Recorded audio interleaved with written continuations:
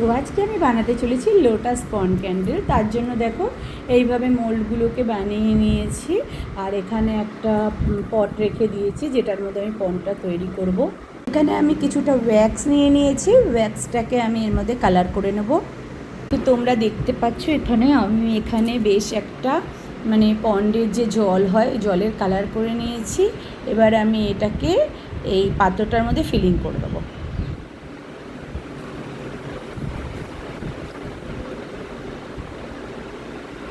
Feeling করে দিলাম। এবার আমি এটাকে কিছুক্ষণ পর্যন্ত ওয়াক্সটাকে শক্ত হওয়া পর্যন্ত অপেক্ষা করব।